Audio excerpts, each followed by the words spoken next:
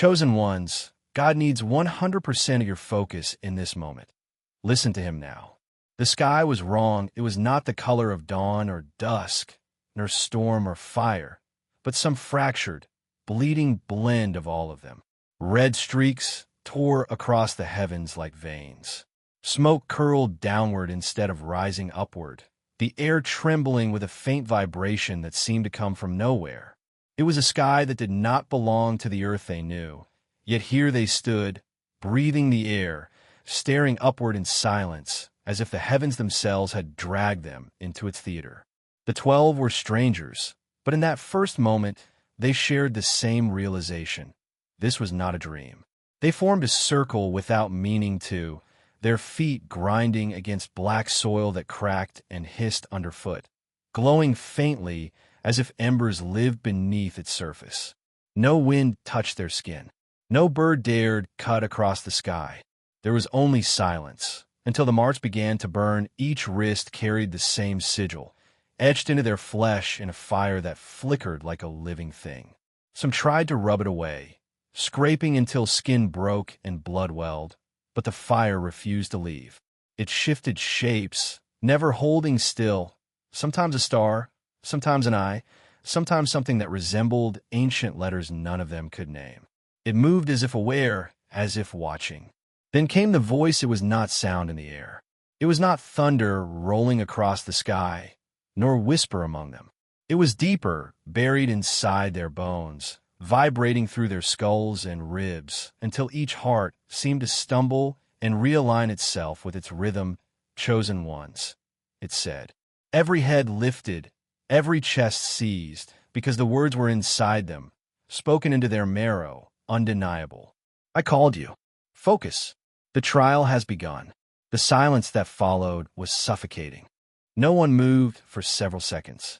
Then, one by one, they looked at each other, not with trust, but suspicion, with the nervousness of prey placed in a cage together. Fear traveled across their circle like a ripple. A man with a scar carved down the side of his jaw was the first to speak. His accent carried the weight of Eastern Europe, harsh and blunt. What trial? Who brought us here? His fists clenched. He looked ready to fight the voice itself. A woman in desert-colored robes whispered something in Arabic under her breath, clutching the mark on her wrist as though it were both curse and prayer. Her lips trembled, and tears streaked dust across her cheeks. Another, a teenager no older than 16, laughed, though it came out cracked. This has to be VR, right? Some insane game. His words choked off when the ground at his feet flared briefly with orange light, making him stumble backward. It wasn't a game. Each of the 12 was pulled from a different corner of the earth. They hadn't arrived by walking. One moment, they had been somewhere familiar. A crowded subway car, a hospital ward, a small cabin in the woods, a battlefield halfway across the world. The next, they were simply here, the memory of transition blank, as though reality itself had chosen to skip a frame. The boy who had laughed first, Eli, he would later mutter his name, still wore his school uniform, blazer wrinkled and tie loosened as if he had been rushing to class. A soldier named Raphael carried mud on his boots, his rifle slung uselessly across his back, magazine missing as if stripped away before arrival. Beside him, an old nun adjusted her habit with trembling hands, her lips shaping silent prayers that seemed to vanish in the air. A corporate executive in a press suit stood out like oil in water, his expression cold, eyes darting between the others as though already calculating alliances and threats. There was a doctor, a farmer, a thief with tattoos curling up her neck, a monk with eyes sharp as obsidian, and a mother who kept whispering her children's names as if afraid they had been erased from existence. 12 lives, 12 stories, colliding beneath the burning sky. And the voice, patient, waited for them to speak as though it had all eternity. "Who are you?" the nun finally asked, lifting her chin, her voice hoarse but steady. No answer came in words. Instead, their marks flared brighter, pulsing once, twice, until their hearts stuttered in unison.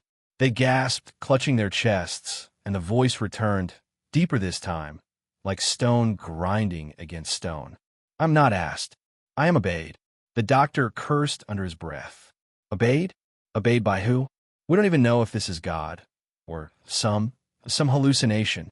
He tugged at his wrist, but the mark only burned hotter. The thief spat on the ground, glaring at the sky. I don't take orders. Not from a voice in my head. Not from anyone. The earth responded. Beneath her feet, the ground split open with a crack that echoed like thunder. She screamed as a fissure spread outward, glowing white-hot, before sealing shut as suddenly as it appeared. She stumbled back, her defiance crumbling into terror. The voice again. The trial has begun. Focus, or be consumed. The arguments erupted. Some begged for mercy. Some demanded answers. Some turned on each other, already suspicious, already desperate to blame someone in the circle for their plight. The corporate man sneered. This is some kind of test facility. We've been drugged, transported, psychological experiment, maybe military. The marks? Branding. Clever trick, but nothing supernatural. The monk shook his head slowly. His voice was calm, but it carried an edge. If you think men could do this, you are blind. Look, he gestured upward to where the sky's colors shifted like liquid, constellations rearranging themselves in ways no human hand could alter. The boy, Eli, whispered, Then it's really God? His voice broke on the word. The nun looked at him, pity in her eyes. Or something that wants us to believe it is. Tom became strange there. No sun shifted across the horizon. No wind moved. The burning sky neither darkened nor brightened. They could not tell how long they stood in the circle, arguing, praying, demanding. But slowly, one realization sank into all of them. The world they had known was gone, and the trial was only beginning. It started with the visions. One by one, each saw something only they recognized. The doctor saw a hospital hallway smeared with blood, the bed of a patient he had lost, and the patient's eyes opening, accusing. The soldier saw the battlefield where his squad had fallen, smoke and screams replaying, every death his fault. The mother saw her children reaching for her, but their hands turned to ash before she could touch them. They screamed. They collapsed. They clawed at their eyes. And when the visions faded, their marks burned brighter. The voice whispered, not in unison this time, but separately, privately, into each soul. Your trial is not survival. It is obedience. Prove yourself, or perish. And then, from beyond the circle, something began to move. The ground trembled. Shadows rose. A shape vast and crawling began to emerge from the fissures, its body made of smoke and fire, its face shifting with thousands of mouths whispering their names. The nun fell to her knees. The thief stumbled backward.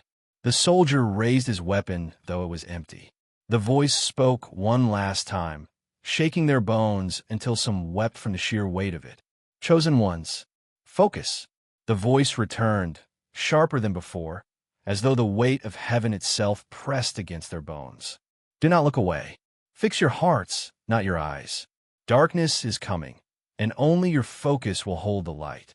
The words rang through them, a command not carried by air, but carved into the marrow of their being. Each syllable felt like a blade, striking an unseen bell inside their chests. Maya flinched. She was the first to notice the change in the horizon. Her wide, dark eyes locked on the distance where the sky seemed to fray. The bleeding reds and golds of the heavens were no longer still. They rippled as if something immense pressed against the barrier of reality, straining to break through. From the cracks, a black smoke seeped, slow at first, then faster, coiling upward like living serpents. The smoke did not drift as ordinary fog. It moved with intention, like predators circling their prey. Every tendril stretched toward the circle of 12, writhing across the ground, tasting the air, hungry. Maya stumbled backward, her hand covering her mark as though it might shield her. She whispered, "They're coming closer." The others saw it now, too. A man cursed. The nun gasped a prayer. Eli, the teenager, clutched his blazer, his face pale with terror. The soldier, Raphael, barked, "Form together. Don't separate." His instinct for command surged, but his voice trembled all the same. The thief hissed, formed together? Against that? Are you mad? The executive sneered, though his eyes betrayed fear. This is theater. Illusion. They want us to believe. But when the smoke coiled too close and brushed his shoe, the leather began to rot away, curling and blackening in seconds. His words died in his throat. Panic spread like wildfire. The ground trembled beneath them as the shadows thickened, the circle of smoke pressing closer. Some of the strangers broke rank, stumbling, ready to run, but the instant their eyes darted toward escape, their marks flared in agony. They cried out, clutching their wrists as if they burned from the inside. Maya gasped, staring at her mark. It glowed brighter now, not dim and chaotic as before, but steady, rhythmic, like a heartbeat. She held up her arm and shouted, "Look! Don't run! The light, it's fighting it!" One by one, the others looked down. Their marks pulsed in unison. Thump, thump, thump, each beat echoing in their ribs until their panic gave way to stunned silence. The glow seemed to push against the smoke, forcing it back by inches. The tendrils writhed and hissed as if scalded. The voice thundered again, sharper still. "Do not let your eyes deceive you. Fix your hearts. The mark is not on your flesh, it is within. Focus, or the light will fail." The nun fell to her knees, pressing her hands together, and for the first time her prayer did not vanish. It rang, echoing faintly with the same rhythm as the marks. The soldier braced himself, holding his wrist aloft as though it were a shield. Eli, trembling, tried to steady his breathing, his young chest rising and falling in time with the glow. But not all could find that focus. The thief shook her head violently. No, I can't. This isn't real." She tried to claw the mark from her wrist, but the more she resisted, the dimmer her light became. The smoke sensed it, rushing toward her like sharks scenting blood. Maya lunged forward, grabbing the woman's wrist. "Focus. Look at me, not the dark. Listen to the heartbeat." The thief's breath came in ragged gasps. Her eyes darted between Maya's face and the curling shadows. For a moment, it seemed she would break. But then her mark steadied, its light regaining strength. The smoke recoiled with a screech that rattled the air. The ground shook. The circle of 12 glowed brighter. The voice lowered, not softer, but deeper, like the foundation of the world itself speaking. "Only together can the circle stand. Break, and you will be devoured. Stand, and you will be tested." The smoke hissed, coiled, then withdrew, retreating to the horizon where it gathered like a storm waiting for its next strike. For a moment, silence reigned again. Darker, fear that his words could unravel them all. The monk finally spoke, calm but edged with warning. "Doubt spreads faster than shadow. Guard your tongue." But Lucas only laughed louder. "Guard your tongue? You sound like slaves already. We are not chosen. We are trapped." Then the ground moved. At first, it was only a tremor, subtle as a heartbeat beneath their feet. Pebbles rattled. Dust lifted. But then it grew, a violent shudder that rippled across the black earth like the strike of a colossal drum. The circle gasped. The voice returned, thundering with such force that some fell to their knees, clutching their heads as if their skulls might split. "Your doubt is a crack. Seal it, or fall." The air itself seemed to tear open. Beneath Lucas, the ground split with a deafening roar. A jagged fissure raced outward from his feet, glowing with searing orange light. Flames leapt upward, wrapping around his body like chains. His scream tore through the stillness, raw and human, nothing like the hollow laughter that had come before. He stumbled, arms flailing, his body suspended between shadow and light. From the fissure, black tendrils of smoke clawed upward, wrapping around his legs, tried to drag him down. At the same time, his mark blazed desperately, pulling him back toward the circle of light. He was caught in between, half claimed by the abyss, half bound by the fire within. The others dare not move, dare not breathe. The mother covered her eyes, sobbing. The teenager Eli clutched his blazer, so tightly his knuckles whitened. Maya whispered, "Help him, someone help him." But none stepped forward. The soldier Raphael clenched his fists, sweat dripping down his brow.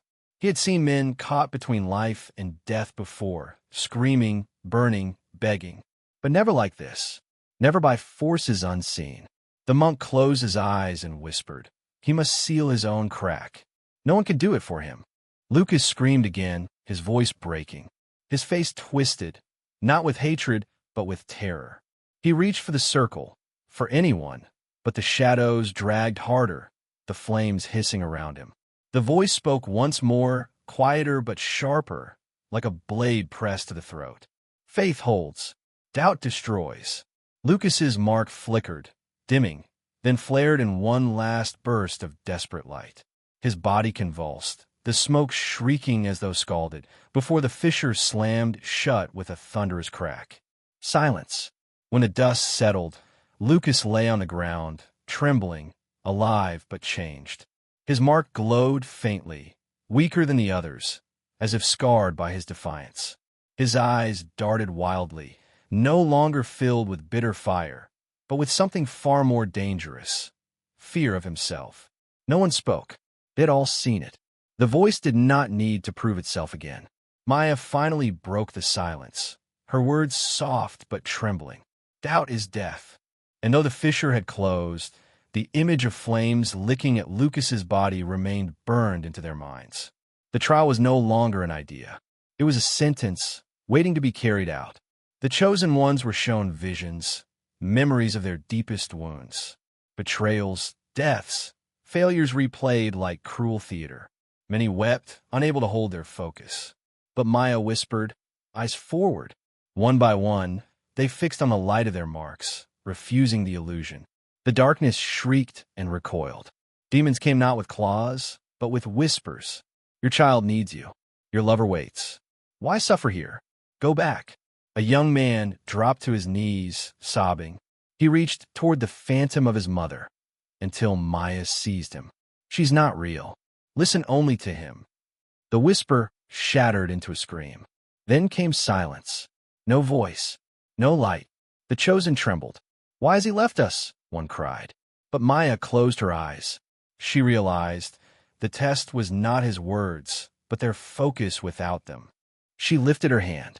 We still carry his mark. That is enough. The horizon cracked open. It was not a sound of stone or thunder, but something far deeper, rending like the tearing of fabric that was never meant to be touched. The sky split wide, and from its wound poured black clouds. But these were no ordinary clouds. They churned like liquid shadows, thick and endless, each swirl glimmering with something alive inside. Eyes, dozens then hundreds blinking and rolling within the storm, all fixed downward on the circle of 12. Each eye different, some human, some beast, some shapes no mortal had ever seen. They watched with hunger, with accusation, with cold, alien fascination. And between the eyes came teeth, not arranged as jaws, but scattered like fragments of broken bone, jagged and wet, grinning without mouths. The storm was not sky. It was devouring flesh disguised as clouds. The world itself groaned beneath its weight. The ground buckled, the soil cracking as though trying to flee. The air grew so heavy that every breath was a battle, their lungs burning as if they were inhaling ash. The circle trembled, not only from fear, but because reality itself bent beneath the storm's presence. Eli cried out first, dropping to his knees. The mother clutched her chest, gasping. Even Raphael, the soldier, staggered, his body trained for battle, but not for this. And then the voice. It struck like lightning through their bones, a command so fierce that it seemed to shake the marrow inside them. Focus, or you're lost. The words didn't just echo. They pressed into their very souls, threatening to shatter them if ignored. Maya, trembling, raised her arm. Her mark pulsed furiously, brighter than she had ever seen it, as if desperate to be unleashed. Her voice broke as she cried out, "Raise them together!" Something within the 12 responded before thought could interfere. As if bound by an unseen hand, each chosen lifted their wrist, the glowing marks blazing in perfect rhythm. The circle lit like fire. Light surged from their bodies, racing upward in a pillar that pierced the sky. At first it was faint, a mere thread against the vastness of the storm, but then it grew. Each heartbeat fueled it, each breath stoked it. The 12 glows became one, their beams weaving together into a single spear of radiance. The storm shrieked. The sound was unbearable, 1,000 mouths screaming at once, though none of them belonged to living things. The eyes blinked furiously, recoiling from the blaze. The teeth snapped and cracked, grinding against each other like stone. And then, impact. The pillar of light struck the storm head-on. For a moment, the world was nothing but white. Heat rushed across the circle, lifting their hair, searing their skin with a fire that did not burn but branded. The storm buckled, folding inward as if struck by a colossal hammer. Maya screamed, not from pain, but from the force of it, the sheer immensity of channeling something beyond herself. Beside her, the nun sobbed through clenched teeth, her lips still moving in prayer, even as tears streamed down her cheeks. Lucas, shaken from his earlier defiance, raised his mark high, his face contorted between terror and surrender. The ground cracked further, trembling like a drum beneath the resonance of light and shadow colliding. Sparks of fire rained down from the storm, each droplet hissing into the soil like acid. Still, they did not falter. The voice returned, not a shout now, but a steady force, anchoring them through the chaos. Stunt, do not break. The storm knows only hunger. You know the light. Their beams surged brighter, slicing through the storm like a blade. The eyes popped, vanishing in bursts of smoke. The teeth crumbled into dust. The shrieking grew weaker, thinner, until at last the black clouds began to unravel 50. The fissure in the horizon groaned shut, its jagged edges sealing as though stitched by unseen hands. The last of the shadows recoiled, collapsing into nothingness. And then silence. The light from their marks dimmed, but did not fade entirely. They still pulsed, steady as heartbeats, binding the 12 together. One by one, the chosen lowered their arms, gasping for air, sweat pouring down their faces. The earth beneath them was scarred, blackened, but whole. Eli collapsed backward, staring at the sky in disbelief. We stopped it. The nun whispered, no, we survived it. Maya's hands still shook, her wrist glowing faintly. She looked around the circle, at strangers who were no longer just strangers. For one heartbeat, they had been a single being, a vessel for something greater than themselves. But she also saw the fear in their faces, the realization that this was only the beginning. The voice did not return, but the silence it left was heavy, carrying a truth they all understood. The storm had tested their unity. Next time, it would test their souls. But one betrayed. Lucas, pulled back from the crack, now snarled, I will not bow. He offered his mark to the shadows, twisting it into black flame. The storm devoured his light, turning it into a weapon. The others faltered, shaken by betrayal. The voice broke like a sword. Chosen ones, focus now. Only unity will stand. Lucas struck at Maya with his black fire, but she stood firm. The others followed her, locking their glowing marks together in a chain. Light surged through them, weaving into a wall against the storm. The storm split, shadows screaming as light tore through them. Lucas was swallowed, his cry lost in the dark. Then came silence again. The voice, soft and now, spoke. You listened. You focused. You were mine. The chosen collapsed to their knees, marks glowing like eternal fire. They had obeyed, and the world would never be the same.